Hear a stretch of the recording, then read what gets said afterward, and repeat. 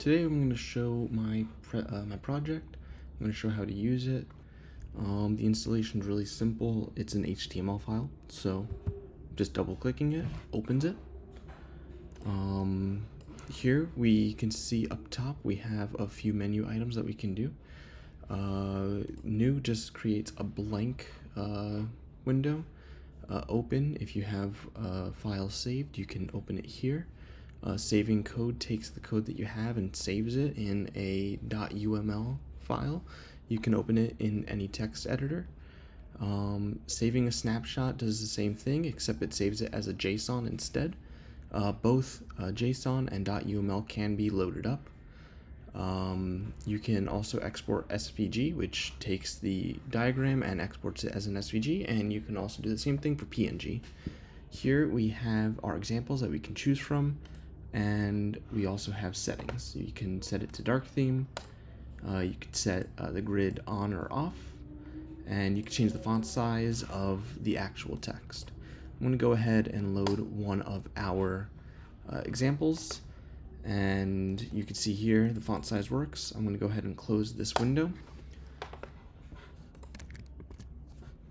And I'm going to actually turn the grid off, because when you export it, if the grid is on, you will also export the grid. I'm going to go ahead and export this as an SVG. And we can see here the diagram has been downloaded. There it is. I'm going to make two edits here. I'm just going to change this to that, and I will just change this here. So with this, I'm going to go ahead and save the code. With the edits, I'm going to go ahead and switch to a different one. And when we go ahead and load the code, open, diagram, upload, it went ahead and loaded the diagram. We have a bunch of different types of templates. We have a class diagram template, a few of them actually. We have a flow chart. We have sequence diagram. We have a get graph. We also have an ERD, pie chart like I showed before, a Gantt chart, a state diagram, user journey, a mind map, and a timeline. I'm also going to show the project is deliverable in two ways. It's either the HTML file, or I actually have it as a hosted website. It is my GitHub repo, so frankstop.github.io/EasyUML. And here you can see it has the exact same functionalities. It is the exact same product. I actually haven't shown editing any of the other things, so I'll go ahead and do that here. So I'm editing here the product, which is on the bottom. I'm going to go ahead and change this to, okay, I don't know. But as you can see, as I start changing things, it live renders it, and it auto adjusts the diagram box. If I start making this very long, the diagram also scales with it. I could delete items entirely. Although these are trying to reference products, so they will just stay there actually. We can see the references here. So if I rename this to there, now it's two different items. The renderer automatically knows that they're going to different things, but if I name it like that, now they both go into this again.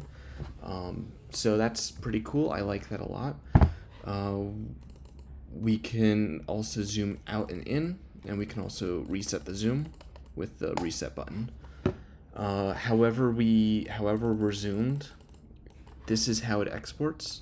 So if I export this PNG, it should export it as very zoomed out. And as you can see, this is more zoomed out now. And because I had the grids on, the grids also get exported with the PNG.